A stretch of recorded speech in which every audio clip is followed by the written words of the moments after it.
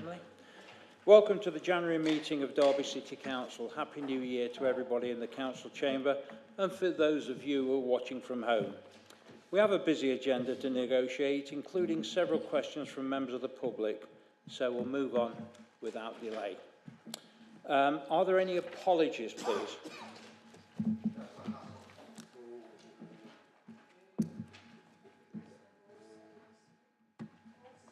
Councillor Rawson. And we've got another one. Yes? Yeah, apologies from Councillor Rawson and Councillor Kozlowski, please. Thank you. Okay. Councillor Gray. Thank you, Mr Mayor. Councillor Alan Lindsay.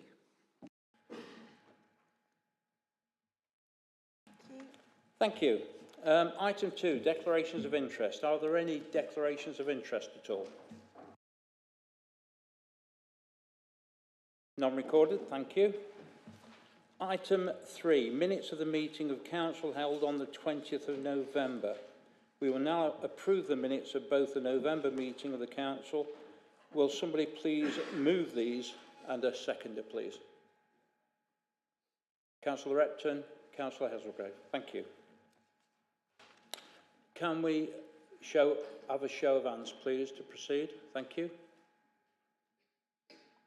Yeah, okay. Carried, thank you.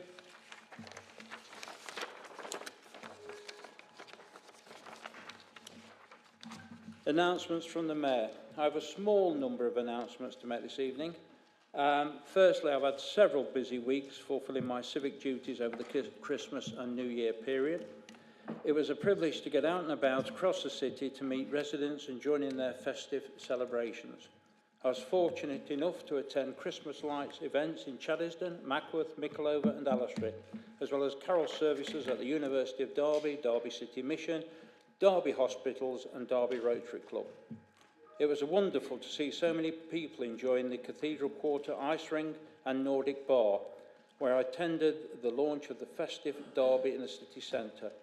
I also enjoyed we also enjoyed, my family and I, the pantomime at Derby Arena alongside almost 40,000 others, the highest grossing in Derby's history. Thank you to all those from the Council and City partners who have worked so hard to deliver these events for Derby. Other personal highlights included attending the press night for A Christmas Carol at Derby Theatre, followed by the Rainbows A Christmas concert at Derby Cathedral, presiding at the Voices in Action Youth Mayor Hustings at the Museum of Making, presenting awards to the Derby City Sea Cadets and Royal Marine Cadets, attending the Hindu Cultural and Welfare Society Cricket Club presentation, presenting Christmas gifts to customers at the Cosmo restaurants on Christmas Eve. And a special mention also must go to members of the Derby City Council Christmas Carol Choir. It was a privilege to sing alongside officers from across the council at an event in the Jacob Rivers Room where we performed Silent Night in German for our friends in Osnabrück. I'd also like to thank the Deputy Mayor, who presided at citizenship ceremonies in December, as well as attending an event to celebrate the 25th anniversary of the Carlisle Against Crime Community Group. Now, future events. Next month, I'll be working with the Jamie Simpson Trust to host an 80s disco night at the Old Bell Hotel, with half the proceeds going to the Mayoral charities. If you'd love to come along, it starts at 7 o'clock on Saturday the 15th of February 2024. Tickets are available to purchase online from Eventbrite, and so it's your chance to get on the dance floor with your loved ones or partners or wives even. So, item 5, statement by members of the Council Cabinet. We now move on to statements from the members of the Council Cabinet. I understand that no statements have been received on this occasion. Item 6, questions from the members of the public. We will now hear questions from the members of the public to Cabinet members. We've received 12 in total. As we have done on previous occasions, we will move directly to supplementary questions. Please be concise when asking your question, which must be based on the written response provided in the printed booklet. The first person is Sam Ward.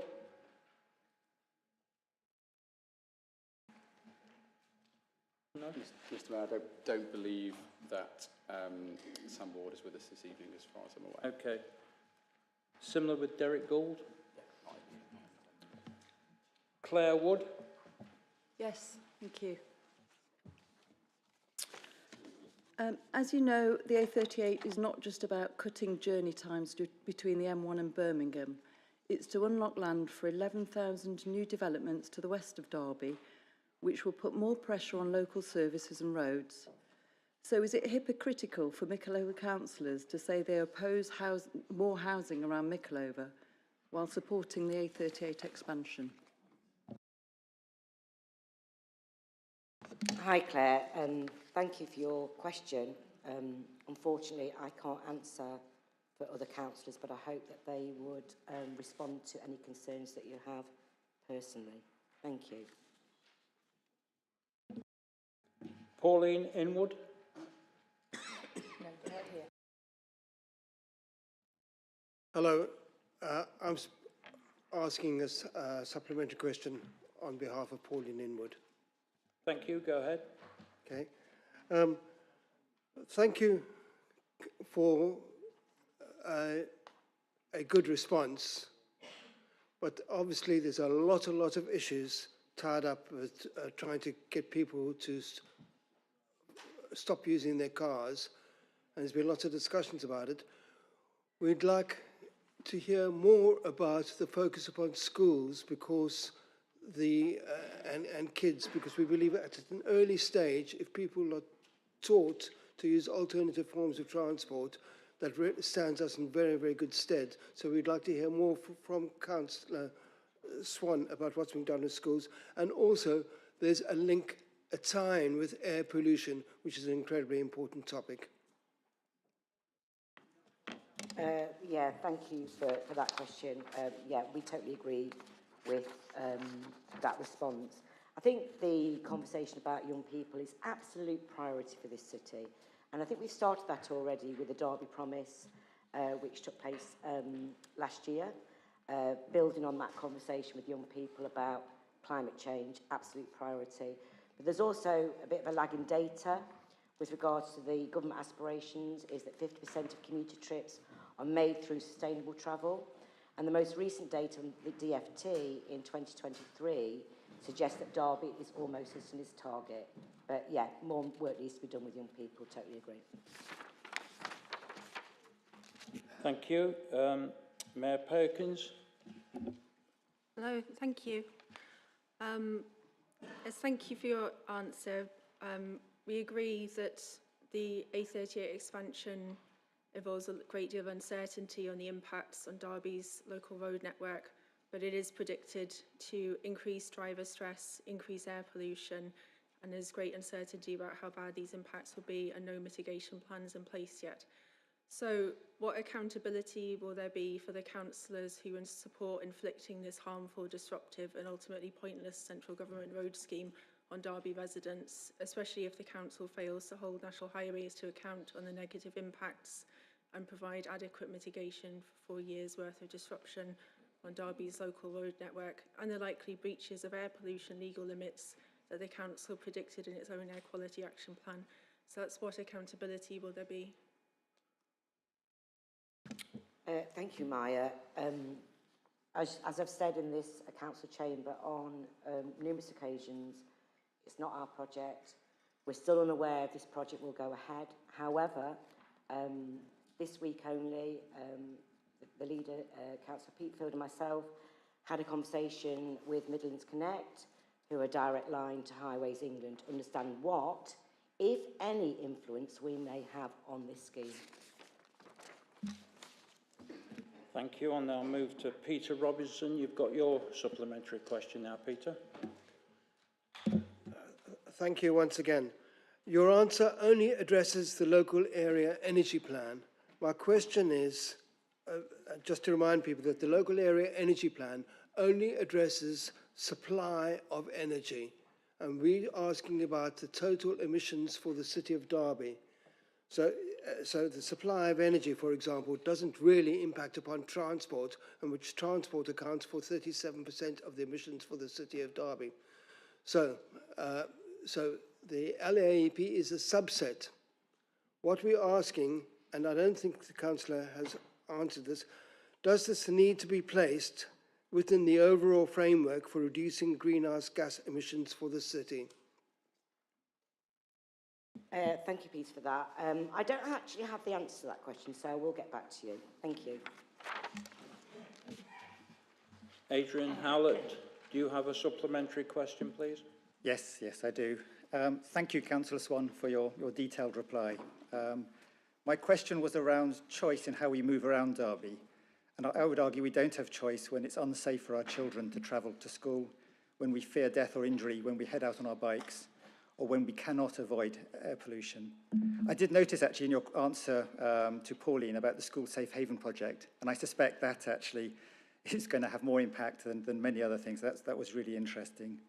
The unelected Quango that I was referring to in my question is of course National Highways, who intend to spend what I guess will be £500 million on a motorway through Derby.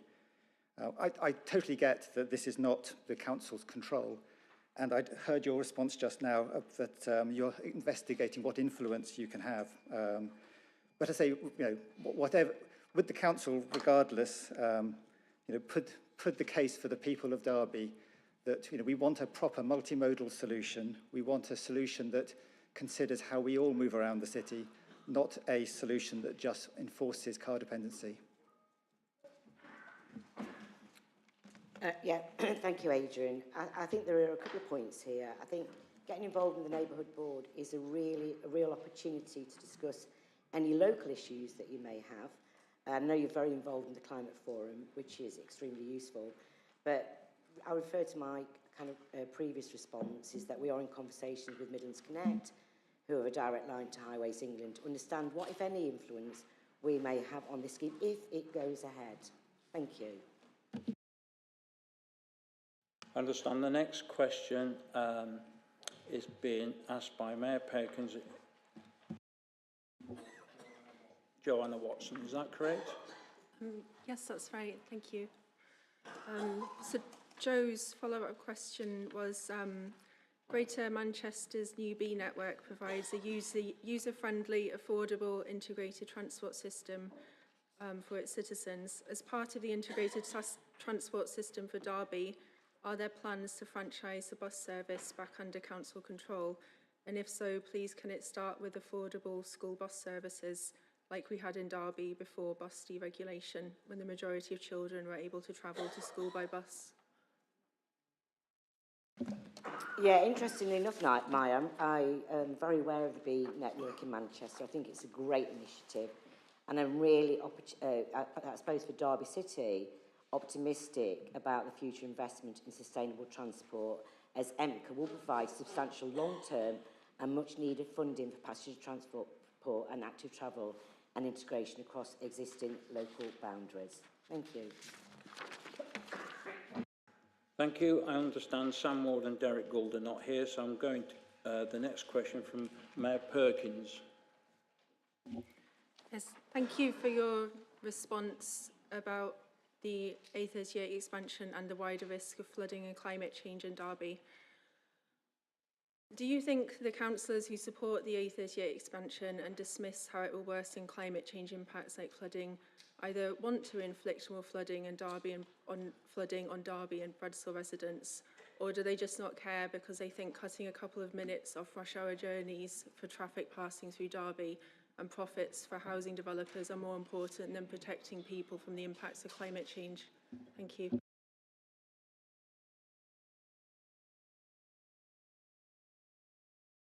I do care. I think, Maya, it's an interesting question. You know that we do care about flooding in Derby, and you do know that there has been major investment in Derby City around flood defences.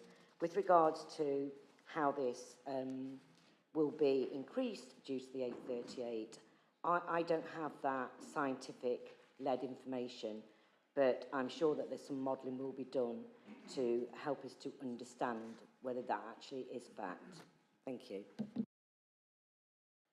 Thank you. And now we move to the final public question. Peter Robinson, if you have a supplementary. Thank you once again. We, of course, acknowledge a great deal has been done in the area of climate change by the Council. But nevertheless, there's still a major problem, which we believe is being ducked not only by this Council, but other councils, when they're talking about the size of the problem and the scope of the problem. And we think, that's this Derby Climate Coalition, thinks that it's the responsibility of local government to tell people about the size of the problem.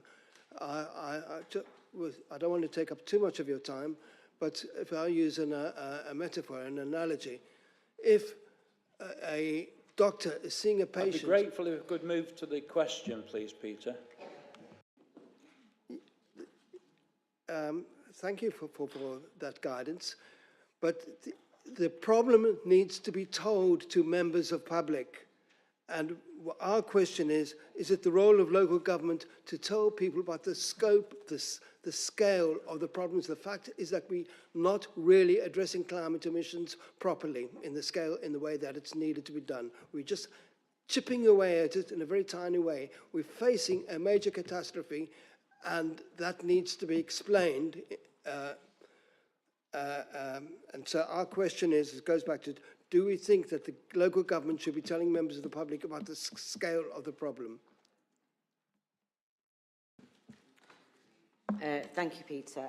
I think this is a collective responsibility that we need to be part of that conversation, but it isn't down just to the local council. Thank you.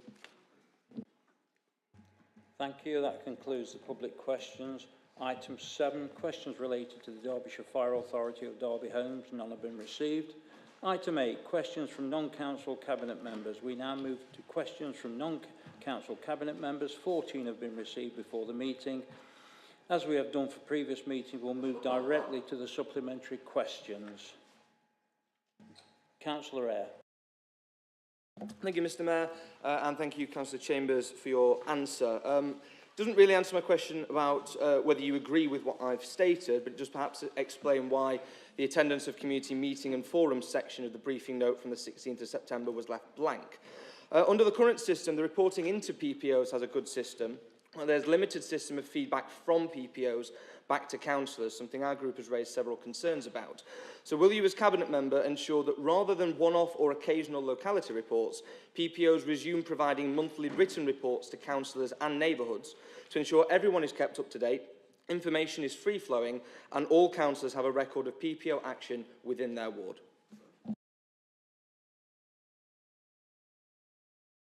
Councillor Eyre, unfortunately, Councillor Chambers has no voice whatsoever. She can't speak, bless her, so I shall be her mouthpiece. And she wants to inform you that quarterly locality reports are coming. Can I just quickly add, Mr. Mayor, I lost my voice over Christmas. Councillor Chambers, I hope you're feeling better soon. Thank you. Councillor Truella. No supplementary, Mr. Mayor. Thank you. Councillor Wright, have you a supplementary? But obviously, yes, please, be Mr. Mayor. mindful that Councillor Chambers has lost a voice. Yeah, thank you. And thank you for the chronology, Councillor Chambers. Although it is rather selective, it omits some issues are considered. But like the previous question, it doesn't really answer the question. We're really in the same position now that we should have been 2 years ago, except that we've spent a lot more money, we've spent a lot more officer time, but most importantly, with all of the uncertainty, library volunteers. So I take it, because you've not answered the question, that you do agree that it's been a waste of time and effort. I know that I'm categorically speaking the words of Councillor Chambers here, because she's got them written down. No, we do not accept that whatsoever. In the December before we took control of the council, there were cuts to the library service contained within the budget consultation. In the January, there was a schedule of closures distributed by the Conservative administration. Point of order, Mr Mayor, CP 63. In the It was stated very clearly at the time by myself as the Cabinet member and by officers, the document circulated was never an official council document. So to state that it was circulated by the Conservative administration is false and should be withdrawn. It was circulated internally. I didn't say it was circulated externally. You didn't say the word internally, you said there was Conservative administration. I correct myself. It was circulated internally by the administration. Thank you, Councillor Peafield. In the February of that year, 2023, Councillor Eyre stated, community managed libraries will cease to be run by DHA and handed back to the council. Can we have one meeting, please, and one person speaking, thanks. Thank you, Councillor Shanker. It was estimated that the expression of interest would take between 4 to 6 months, but an officer confirmed an expression of interest actually would take between 6 to 12 months at that time. We understand that £100,000 was allocated to board up some libraries at one point in time. What was failed to disclose was that for at least 6 to 12 months, the following would be withdrawn from libraries. No new stock available, retaining existing stock but it won't appear on the council's library system, removal of van delivery service, IT withdrawn including access to central library managed system. So there would have been libraries in name only and the volunteers were set up to fail under those constraints. Councillor Barker at that time said that only closing libraries we can't find volunteers for. Councillor Poulter stated it may be that the more popular ones like Spondon and Alistry will remain open. So you can see how we perceived a viable and real threat to our libraries. And what we did and what we promised when we went into the election and what we were voted on to do was to protect those libraries. We did that by taking the time to actually create a new system, not a repeat of what you intended to do. And we sought to create and protect the libraries by creating a trust. Now, by putting that middle layer in between the council and the company, the organisation that would actually run those libraries, we were protecting them from you and from future closure. Thank you. Councillor Matt Holmes. Thank you, Mr Mayor. The LTP via the EMCCA will include strategic schemes such as the A38 Derby Junction scheme, and their importance not only to Derby City but our region. The National Highways A38 scheme, as you know, aims to alleviate congestion and delays and was cited as a condition of major housing growth that has already been delivered or being delivered in the area, with pressure continuing to build on our road network. The EMCCA will be considering this. With the government review of the A38 scheme right now, it really does matter what the Derby Labour administration's stance is on the A38 scheme, and it's also transparent with the public on that stance. So why did the Labour administration in Derby oppose the A38 junction scheme? As far as I'm aware, no one's had an opinion on the junction scheme. So if you've got any evidence of that, please forward it to me.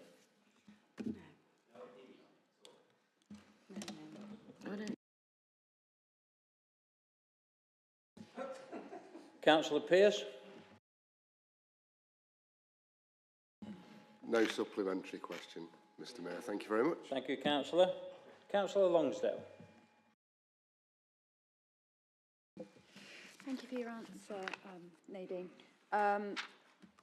My supplementary question is, does Derby City Council acknowledge that if the Museum Trust does not overcome these difficult times that they are facing at the moment, that the citizens of Derby will lose access to their World Heritage sites of museums that we have, and it would ultimately end up costing our taxpayers even more to keep those sites open than we do now? Thank you, Councillor Lonsdale. Sorry, I struggled to hear you a little bit, but I share your concerns about the museums. I'm sure you know that. We're in a lot of dialogue with them constantly, and as I've explained in my first answer, you know, there are lots and lots of avenues that we're exploring. There are two reports that have been formed, one that was commissioned by the museums themselves, one that was commissioned by the Arts Council, and they have drawn conclusions on what different avenues we can take. What I can say this evening is that we as a Cabinet have been discussing the option of putting an amendment into the budget proposals to form an emergency cultural pot.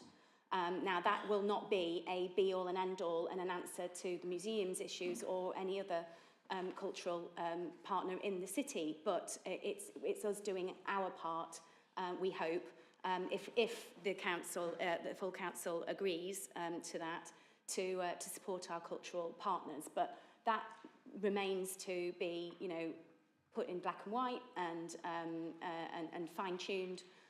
But we have an intention to create something. I look forward to seeing it in black and white.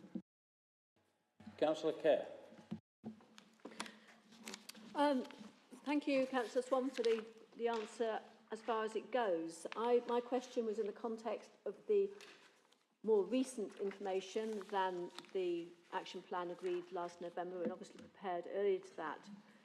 So, recognising that most climate actions are likely to not only save energy but also money, will you be open to budget proposals which help our carbon footprint and lead to future savings, even if they're not already in last November's action plan? Hi, Councillor Kerr. I don't think I can answer the question until I know what the proposals are. So if you bring those proposals forward to us, then obviously we can review them. Thank you. Councillor Eyre.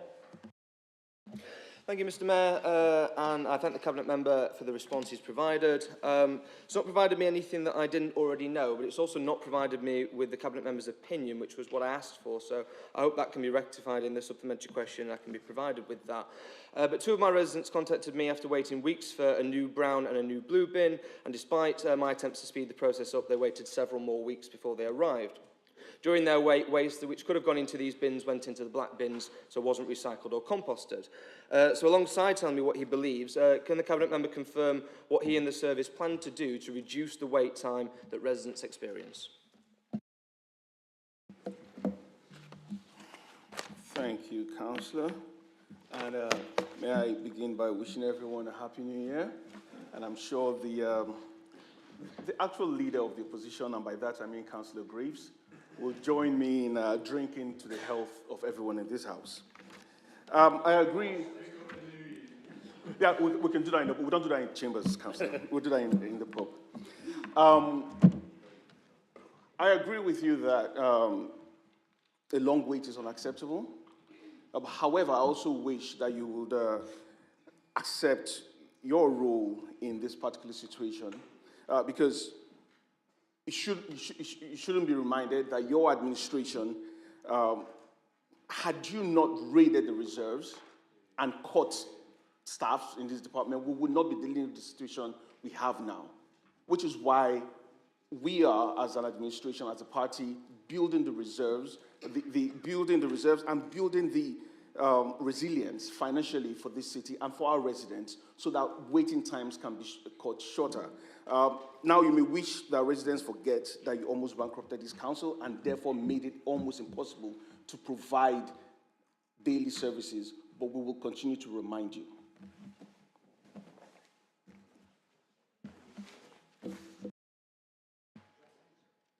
Councillor Trewella. No supplementary, Mr Mayor, but I would like to thank the Cabinet Member for the response. Thank you. Councillor John Wright. Yes, thank you, Mr Mayor. Councillor Chambers, you're in illustrious company. The Chief Secretary to the Treasury this morning couldn't answer questions on how winter fuel, removal of winter fuel allowance has affected residents in the country. My question is, though, don't you think this is rather a cavalier attitude? Labour's own impact assessment in 2017 indicated that there would be probably around 4,000 additional deaths as a result of withdrawing winter fuel payments. surely you're monitoring how this is impacting Derby residents as you're going along. We shouldn't be waiting until some indefinable date in the future to understand how many people have been impacted by this policy.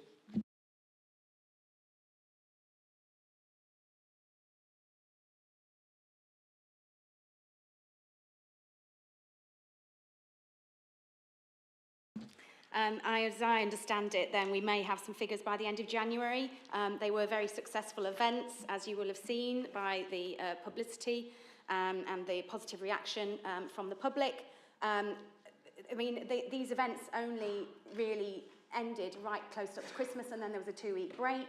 We've only been back a week and a half, so I'm not really sure what kind of superpower skills you expect our DWP and our officers to have. But, you know, thanks to Conservative government cuts since 2010, we are depleted in our resources. So the numbers will be ready when they're ready. Councillor Kerr. Just thank you for the information. And Councillor Kerr again. Thank you. I understand that grants for homelessness work in 25-26 have been confirmed along with a number of other budget lines, but there is still a £100,000 funding gap.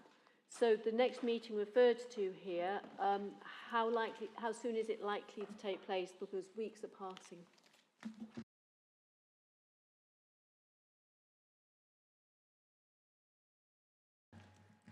Councillor Beatfield, could you help Councillor Chambers out, please?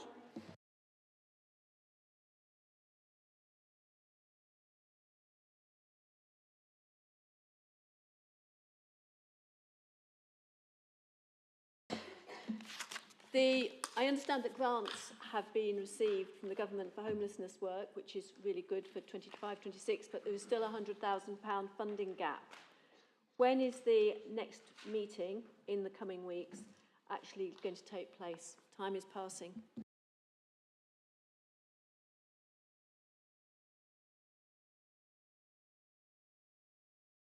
Sorry, I don't know if you can help me, Paul, but I know you sent the email that referred to all the partners and with a suggestion of funding, but I know that as of when we first came back, there had been no response. So could you give us any update on that, please, Paul? Yeah, thank you, Councillor Peatfield. Thanks for the question, Councillor Kerr. We are hoping that the meeting will take place a week today. Councillor Kerr. For the next answer.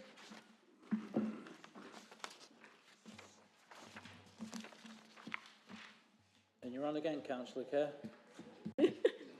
Thank you. And this is the one about the Beckettwell Arena. And I was thinking not so much cultural partners, but of bands, groups, acts that are in Derby, just waiting for a venue to support their growth and their launch into wider knowledge and interest. So how do we make this a promoter's opportunity and not just an opportunity for existing partners? Thank you, Councillor Kerr. I understand what you mean entirely, but I think that the Beckettwell Live venue is a venue for commercial acts of national interest. And that's not to say that there can't be room for local acts in smaller stages, because there are other rooms in the Beckettwell Live venue. But ultimately, we're working on creating, making sure that we've got a series of different sized venues that are appropriate for that growth. So if you're a small band, there is a space for you. If you're a medium-sized, just getting known on the scene band, there is a space for you. And where there are gaps in the city, we're looking to fill those too. So that's the work that's ongoing with partners to make sure that there's all different sized venues for different people. In terms of Beckettwell, I mean that's a big venue. Thank you. That brings the questions to a close. Item 9, Treasury Management Mid-Year Report. The next item of business is a report for the Director of Finance providing the Treasury Management Mid-Year Report. As the report explains, the Chartered Institute of Public Finance and Accountability recommends that information on the Council's Treasury management activity is routinely provided to the Council. As Councillor Kaliski is not here, can you move this, Councillor Peatfield? Yes, Mr Mayor, I'm happy to move this report. Have we a seconder? Councillor Hazelgrave? Are there any more speakers on this subject before we move to the vote? Thank you. All those in favour?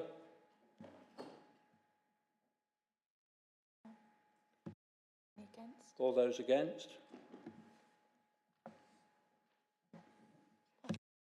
Thank you, that's moved. Item 10, Derby City Youth Justice Plan. We will now consider a report of the Director of Early Help and Children's Care in relation to the Derby City Youth Justice Plan. The Youth Justice Plan forms part of the policy framework, which means that Cabinet's initial proposals require approval by Council following a period of consultation with overview and scrutiny. The draft plan, published by Cabinet in July 2024, is attached to the covering report for consideration. Councillor Hazelgrave, will you present the report to Council and move the recommendations, please? Thank you, Mr Mayor. The Derby City Youth Justice Plan 2024-25 is a successive plan to quite a number of previous ones. It deals with the, as you will be aware because you've read the report, councillors, deals with our looked after children who may find themselves in jeopardy of being criminalised by what would be quite a low-level act, which by intervention from a number of agencies, including the the local justice Youth Justice Service, the police, their social worker and other specialised input. This can actually turn them away and see show them the error of their ways. Sometimes these people are quite unstable for a lot of reasons, maybe trauma in their early lives, and they can be easily led as well. The programme is quite successful in changing that situation and those prospects for those young people with a very low reoffending rate. So they end up without a criminal conviction, and during the time that they're looked after, they are helped in their progress through their maturity up to 25 to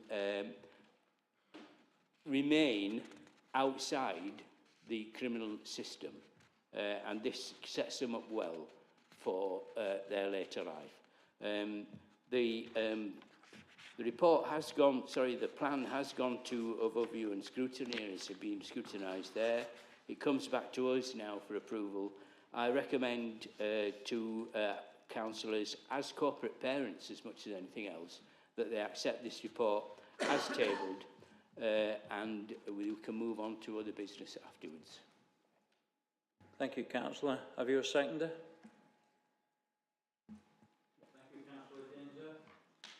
Are there any further speakers on this subject at all? No? Move to the vote then. All those for?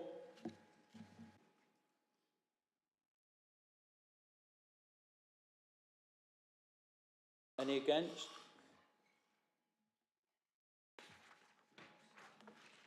Thank you, that's moved. We now move on to item 11, notice of motion.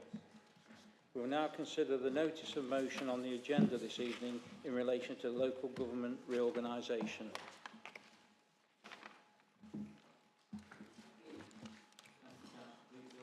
Thank you, Mr Mayor. The devolution white paper published last month stated that the government's belief that the role of local government is to shape their local places by delivering vital frontline services residents rely on, as well as bringing together communities to feel connected and proud of their local areas. We as an administration have been focusing on this since 2023, but Derby has actually been doing this for a very long time. Derby has had a council since medieval times, which has been reformed on numerous occasions, In 1836, we were a municipal borough and a county borough in 1889. In 1974, we handed the decision-making for our city over to the county, becoming a non-metropolitan district and lower-tier district of the county council. We became Derby City Council when we were awarded city status in 1977, and 20 years later, in 1997, we regained those county-level service responsibilities and became the unitary council that we are today. Perhaps, if you're a Derby County fan, you would know that in order to achieve this, a new non-metropolitan county of Derby had to be created. So we've seen many variations of local government reorganisation. There are one or two councillors in this room who may remember, not what it was like in medieval times quite, but maybe what it was like for Derby to be controlled by the county council, and I'm sure that they will share that experience tonight with us. There will be many good people of Derby who will remember some of those changes too. Some of them interested, some of them disinterested, but all with a vested interest in local government. After all, we provide the services of the city, and for the people. Now, we hear the phrase, as councillors, we hear the phrase, what a waste of taxpayers' money, a great deal of time. And it might be tempting for people to suggest that the same applies to local government reorganisation, but I would disagree. I don't believe that this is a waste whatsoever. If done responsibly, unselfishly, thoroughly, and collectively, it will save a great deal of taxpayers' money. Hard-earned money that could be put directly back into frontline services that we've seen underinvestment in for years. Hard-earned taxpayers' money that could be invested back into our city, our communities, our services, and our people. So why is local government reorganisation a priority right now? As we've learnt from my little history lesson, there have been and still are many different iterations of local government. Derby currently being a unitary, which means we provide all local government services for Derby.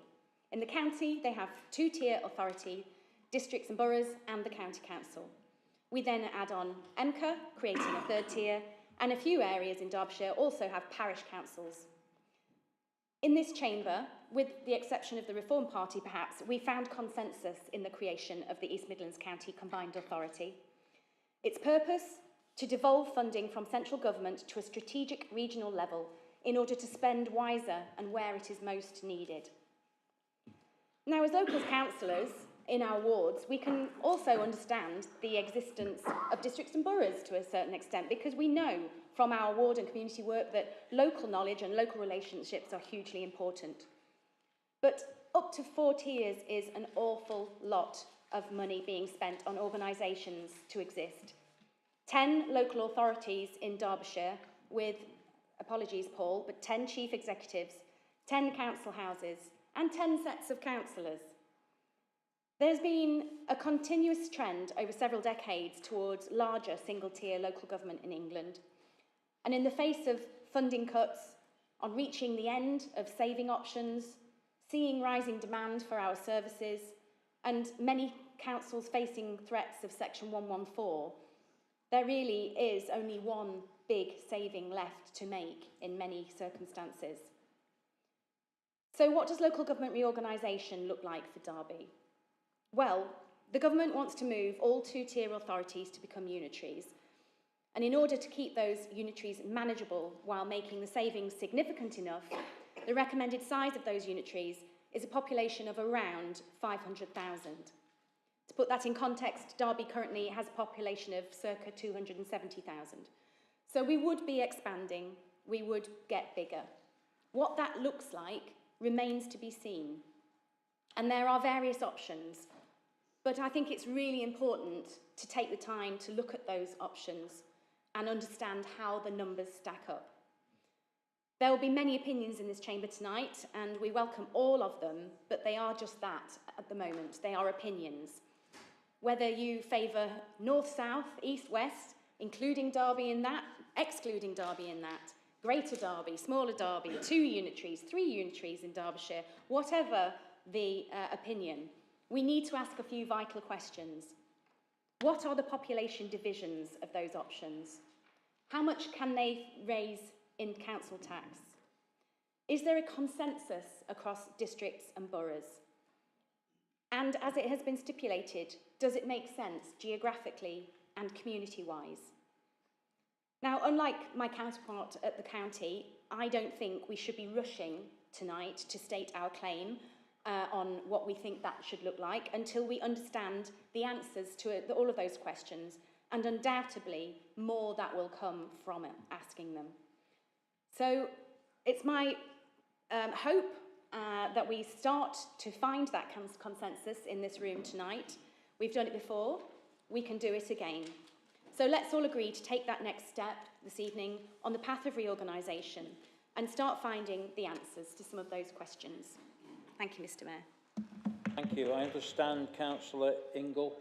Phil Ingle, you are seconding this. Do you want to reserve your right to speak? Yes, I formally second and reserve my right to speak, Mr. Mayor. Thank you. I have Councillor Graves wishing to speak. Thank you, Mr. Mayor. I did note the little dig about the East Midlands County Authority, and I have to say that I still think it's a waste of money. But anyway, first of all, I'd just like to commend Councillor Peatfield for actually bringing a motion that directly affects Derby.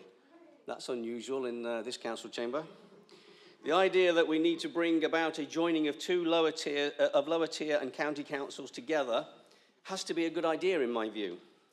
I think I'm one of the very few people that had the experience of lower tier and unitary council. I was first elected as a non-metropolitan district councillor, as Councillor Peatfield had pointed out, in 1995, and then re-elected in 1997 as a unitary councillor. I believe it is better for local people to know one set of people that can help them with any council issues, like we do in Derby. It's quite confusing in the county when one set of councillors are responsible for some areas of council business and a separate councillor is responsible for other areas. Ordinary people struggle to understand the difference. Then there are the savings that can be had. As is being pointed out, we have a chief executive for every council. We have 10 councils in Derbyshire, including ourselves. So that's 10 chief executives, 10 finance officers, 10 senior legal officers, and you can see the amount of duplication, and that's just in Derbyshire. For me, though, the best benefit for converting the two-tier councils to unitary is the potential to reduce the number of politicians. In most two-tier councils, each ward can typically have one county councillor and 3 district councillors and something around 9 parish councillors, all responsible for different things. Most wards in Derby have 3 councillors, so you can see the advantage. I can see how that might cause consternation amongst the councillors in the elite areas. I suspect there will be some resistance from them, because as we know, turkeys do not vote for Christmas. This motion, however, whilst good to see, the legislation around it was first introduced by the previous Conservative government. And this council actually spent about 4 years ago looking at all these possibilities. It came to nothing, and there was no motion by the Labour group then. Now we have a Labour government. These Labour councillors want to pursue this idea. Imagine that hypocrisy. What I do find difficult are the turkeys that have latched onto this idea, not for the betterment of the people and the local democracy, but for their positions as councillors. It is common knowledge that Labour have plummeted in the polls and their popularity is not as they would like it, neck to neck with Reform. The Conservatives, on the other hand, are only just ahead of the Liberal Democrats. I was saddened to hear that Conservative leader of Derbyshire County Council, Barry Lewis, had pushed for a delay in the elections in May on the basis of converting to a unitary. People want democracy, not turkeys. So concerned is he and the Labour county councillors of losing their seats to Reform, they hang on, desperate to keep their political titles. Thank you, Mr. Mayor. Thank you, Councillor Graves. Councillor Prosser? I'll try and keep this short, but it's one of those. This will be a shock to a lot of the public, that the reorganisation of the councils. But as Alan's already said, it's not a shock to most councillors, and we can see the benefits, and that's good. It will cause some political disquiet and trouble for us, I'm sure, but this is a generally positive move, or we see it as such. The issue, though, I do have an issue with the motion, and as such, we've actually had some discussions with the Conservative Party who also have come up with some ideas. So we want to put forward an amendment to the motion, which I will be proposing. Thank you. Can you circulate the amendment, please?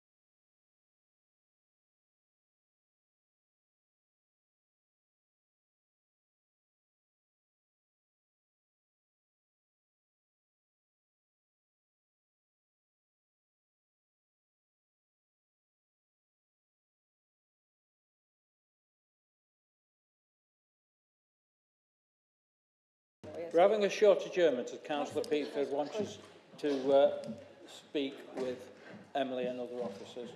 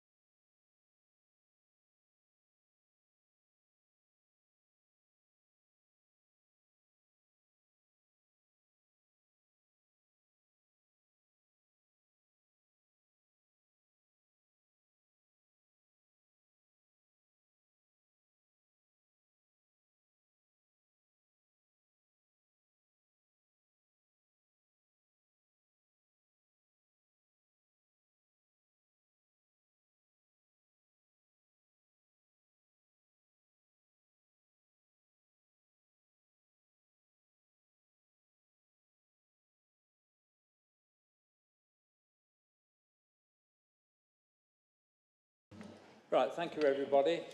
During the amendment, during the adjournment, there was some discussion amongst councillors on the amendment.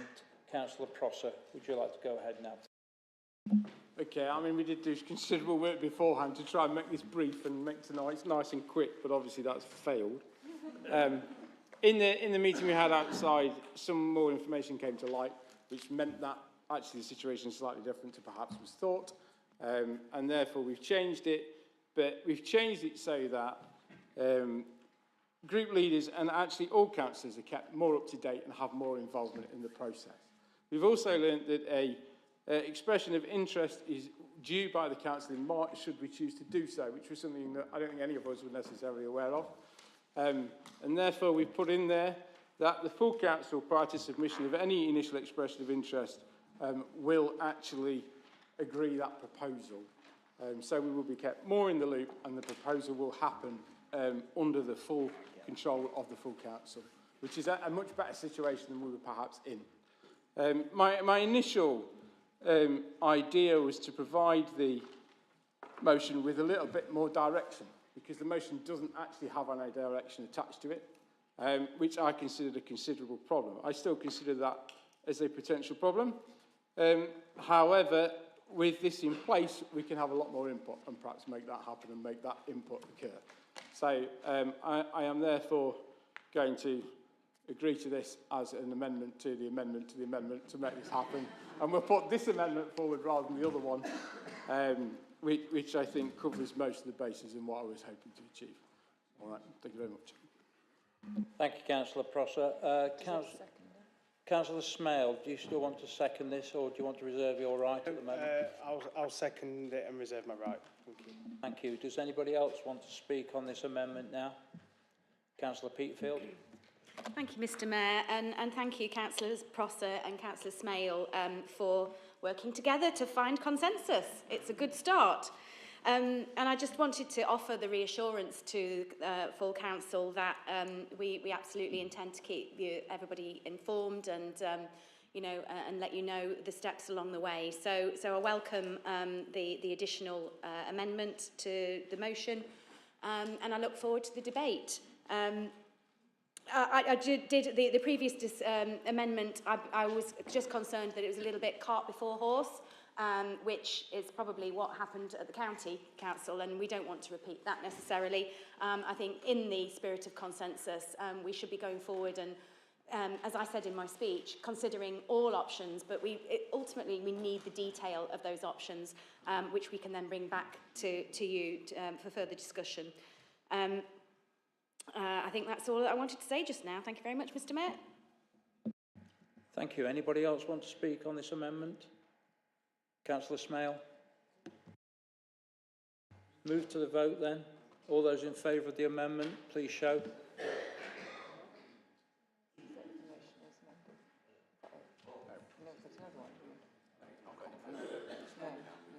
Substantive, yeah, that's passed, and so we now move forward to the substantive. So we now move forward to the substantive motion. As amended. Councillor Peatfield.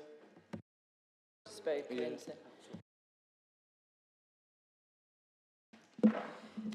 Thank you, and we'll now talk about the general situation, which, as the paper in the introduction says, this is a major change, and I very much believe we shouldn't be rushing it, and therefore I'm pleased that with the amendment, which has broadened out the opportunity for discussion. I think briefings for councillors is really important. I'm not quite sure what key stages is, but we've got them briefings in there, and hopefully they'll come sufficiently often. And we knew some people will be aware that there was some sort of deadline last Friday, which the county wanted to respond to. I've heard that there is a clause within the EMCCA legislation that says that we can't have changes within, I think, 12 months or maybe 24 months of that setting up without some other primary change. And one of the other things is the sort of aspects that what we don't have here, the parish and the town councils, whereas the legislation talks about quote, "We will also rewire the relationship between town and parish councils and principal local authorities, strengthening expectations on engagement and community voice."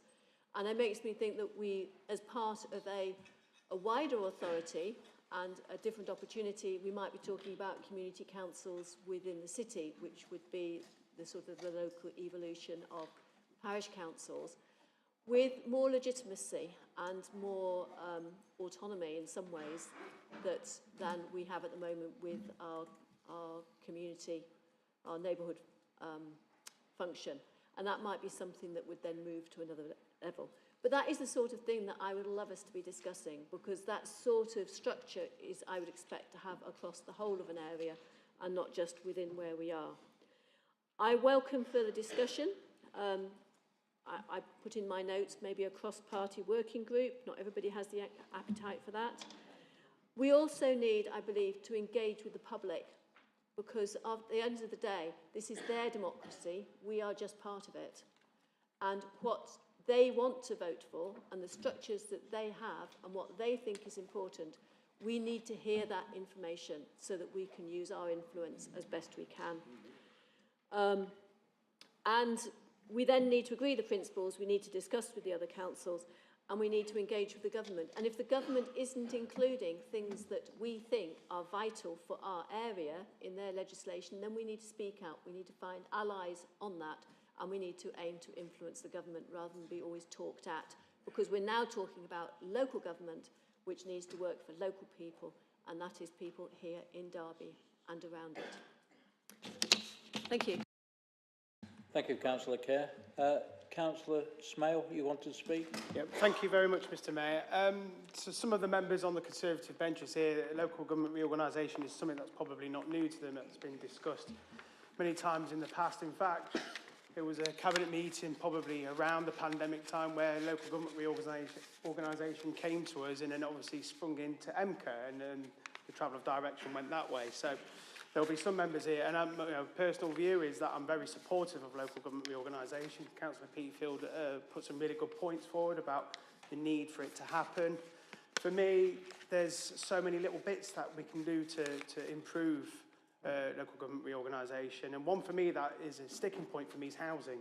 This gives us great opportunity for control of our own housing destiny, because there's many wards that have got bolt-on developments because we've had no control of that. Hopefully something could happen this time, whatever the model's going to be. I appreciate that. I think we don't want to run too far ahead of ourselves. I think we've got a long way to walk, and hopefully by March we'll have a clear steer of how we want to go as a local authority.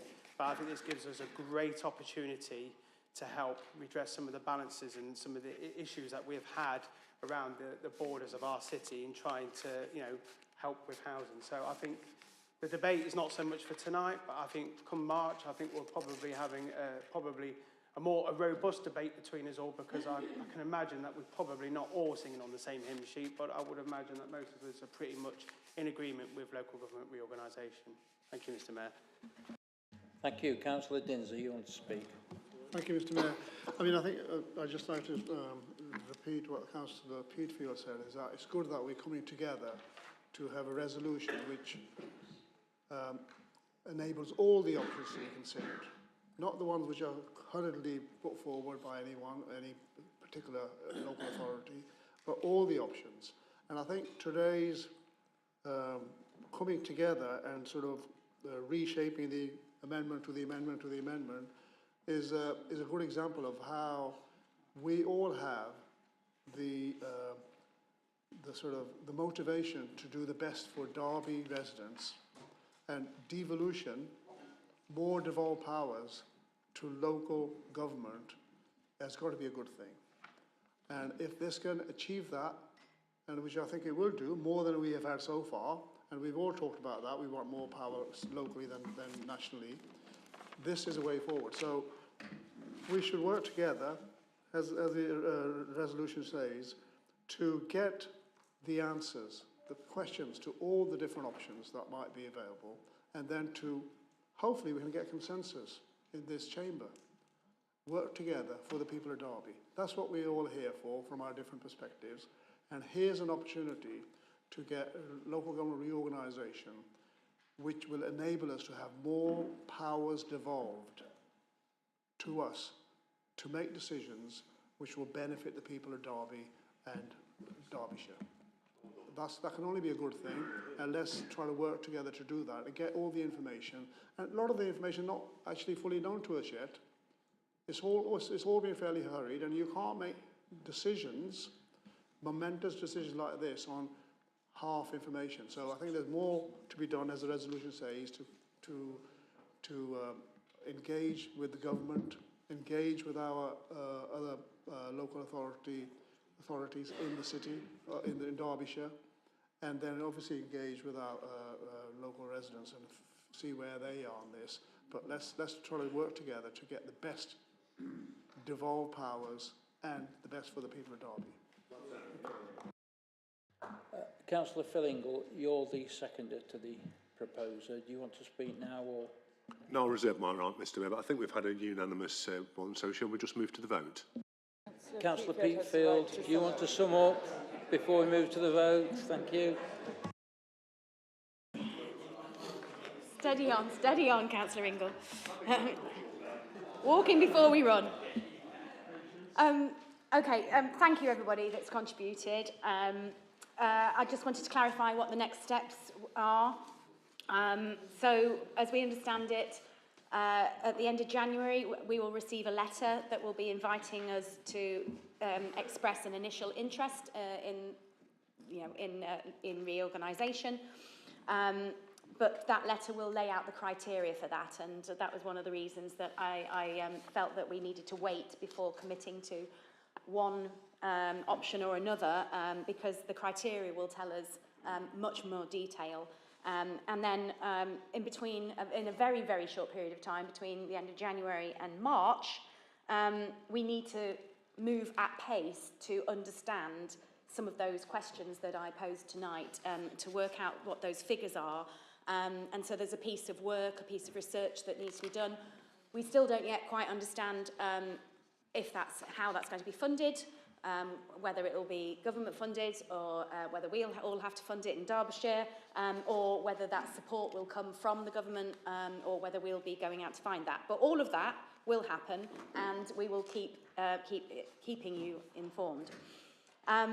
In March, at an undetermined date at this moment in time, we will, as a county, will need to put forward our initial expressions of interest of what we expect that to look like, or what we desire it to look like. And then we have the remaining time between March and the autumn to work up a full proposal. So it is really fast-paced, it is moving at speed, but that's why it's even more important that we get it right, and we base it on the numbers and the facts and the information. So, as I've said previously, consensus is key, not only in this chamber, but the government is looking for consensus in counties. So those are some heavy conversations to be had. I'm sure you have all had some experience of those kind of conversations, and that those discussions, that direction, and that information will be shared as it emerges. As I said before, I'll just repeat, if we all act responsibly, unselfishly, thoroughly and collectively, I'm sure we can achieve this. Thank you. Thank you, Councillor Peatfield. Shall we move to the vote then on this motion? All those for, please. Pretty unanimous, isn't it? Apart from Councillor Graves.